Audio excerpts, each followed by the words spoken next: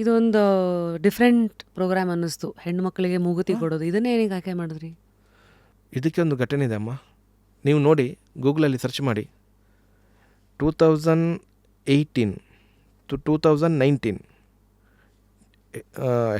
ಹಿಂದೂ ಹೆಣ್ಣು ಮಕ್ಕಳ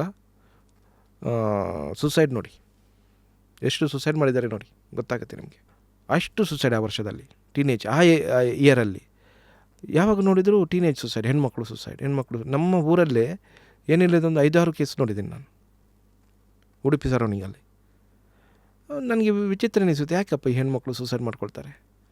ಎಲ್ಲ ಫೋಟೋ ಕಲೆಕ್ಟ್ ಮಾಡಿದೆ, ನನ್ನ ಹತ್ರ ಫೋಟೋ ಇದೆ ಹೆಣ್ಮಕ್ಳದ್ದು, ಸೂಸೈಡ್ ಮಾಡಿದೆ ಹೆಣ್ಮಕ್ಳದ್ದು ತುಂಬ ಇದೆ.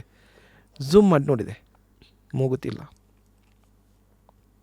ಸೊ ಮೂಗುತಿಗೂ ಹೆಣ್ಣು ಮಕ್ಕಳ ಒಂದು ಮಾನಸಿಕ ಆರೋಗ್ಯಕ್ಕೂ ಏನು ಸಂಬಂಧ ಇದೆ ಸರ್? ಆ್ಯಕ್ಚುಲಿ ಏನಂತೇಳಿದರೆ, ಚಂದ್ರನಾಡಿ ಅಂತ ಇದೆ, ಅದು ಹೆಣ್ಮಕ್ಳ ಯೋನಿಯಿಂದ ಬ್ರೈನಿಗೆ ಕನೆಕ್ಟ್ ಇರುವಂಥದ್ದು. ಯಾವಾಗ ಅವರು ಮೆಚೂರ್ ಆಗ್ತಾರ ಅಲ್ಲಿಂದ ಅದೊಂದು ಪ್ರಾಬ್ಲಮ್ ಸ್ಟಾರ್ಟ್ ಆಗುತ್ತೆ. ಸಿಟ್ಟು ಬರಲಿಕ್ಕೆ, ಕೋಪ ಬರಲಿಕ್ಕೆ, ತಕ್ಷಣಕ್ಕೆ ಹೆಲ್ತ್ ಇಶ್ಯೂಸ್ ಬರಲಿಕ್ಕೆ ಸ್ಟಾರ್ಟ್ ಆಗುತ್ತೆ. ತಿಂಗಳ ಸಮಸ್ಯೆಗಳು ಬರಲಿಕ್ಕೆ ಪ್ರಾರಂಭವಾಗುತ್ತೆ. ಈಗ ಒಂದೊಂದೇ ಸಮಸ್ಯೆಗಳು ಅಂದಾಗ ಅವ್ರಿಗೆ ಯಾವುದನ್ನು ಸಹಿಸ್ಕೊಳ್ಳೋ ಶಕ್ತಿ ಇಲ್ಲ. ತಕ್ಷಣ ಬಂದಾಗ ಸೆಕೆಂಡಲ್ಲಿ ಮಾಡಿ ಆಯಿತು. ಯಾಕೆ ಕಂಟ್ರೋಲ್ ಇಲ್ಲ ಅಂತೇಳಿದರೆ, ಇಲ್ಲಿ ಆಕ್ಯುಪಂಚ್ ಅಂತ ಹೇಳ್ತೇವೆ ನಾವು. ಮೂಗುತಿಯನ್ನು ಎಡಭಾಗದಲ್ಲಿ ಚುಚ್ಚಿದಾಗ ಹೆಣ್ಮಕ್ಳ ವ್ಯಾಲ್ಯೂಬಲ್ ಪಾರ್ಟ್ ಇರೋದು ಲೆಫ್ಟಲ್ಲಿರೋದು. ಎಡಭಾಗಕ್ಕೆ ಚುಚ್ಚಿದಾಗ ಹಾಗೆ ಅದಿರೋದೇ ಹಾಗೇನಾ ಚಂದ್ರ? ಲೆಫ್ಟಲ್ಲಿರೋದು. ಯಾಕೆಂತೇಳಿದ್ರೆ ಅರ್ಧ ನಾರೀಶ್ವರ ಥರ, ಈ ಕಡೆ ನಾರಿ, ಈ ಕಡೆ ಪುರುಷ ಲೆಫ್ಟಲ್ಲಿರುತ್ತೆ. ಬಟ್ ಅದೇನಾಗುತ್ತೆ, ಆಕ್ಯುಪಂಚರ್ ಆದಾಗ ಬ್ರೈನ್ ಸ್ವಲ್ಪ ಕಂಟ್ರೋಲ್ ಬರುತ್ತೆ. ಈ ಮುಖ ಬಚ್ಚಿದಾಗ ಯಾವಾಗಲೂ ಕನೆಕ್ಟ್ ಆಗಿರುತ್ತಲ್ಲ. ಇದು ಕ್ವಶನ್ಸ್ಗೆ ನನಗೆ ತುಂಬ ವಿರುದ್ಧವಾದ ಇದು ಬಂದಿದೆ, ಕ್ವಶನ್ಸ್ ಬಂದಿದೆ. ಮುಸ್ಲಿಮ್ಸ್ ಏನು ಮಾಡ್ತಾರೆ, ಕ್ರಿಶ್ಚಿಯನ್ಸ್ ಏನು ಮಾಡ್ತಾರೆ?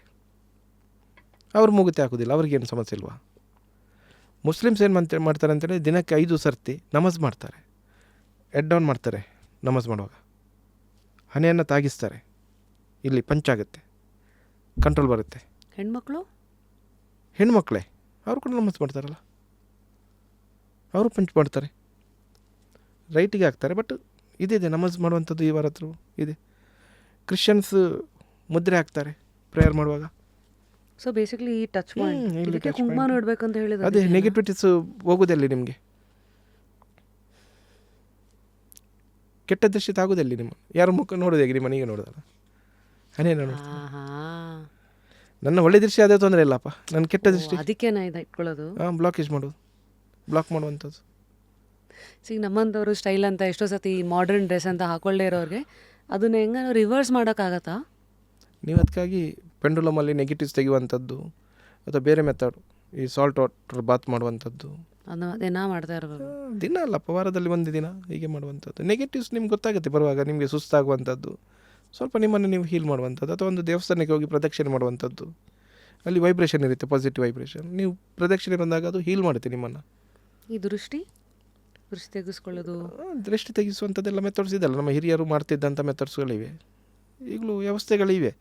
ಇಲ್ಲದ ಒಂದು ಕೆರೆಯಲ್ಲಿ ಹೋಗಿ ಸ್ನಾನ ಮಾಡುವಂಥದ್ದು, ಪುಣ್ಯಕ್ಷೇತ್ರಗಳಲ್ಲಿ.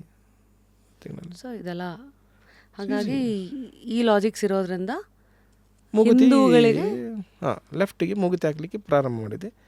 2 ಹೆಣ್ಣು ಮಕ್ಕಳಿಂದ ಪ್ರಾರಂಭ ಮಾಡಿದೆ ನಾನು. ಅದು ಕೂಡ ದುರ್ಗಾಷ್ಟಮಿಗೆ ಒಂದು ಸಂಕಲ್ಪ ಮಾಡಿದೆ.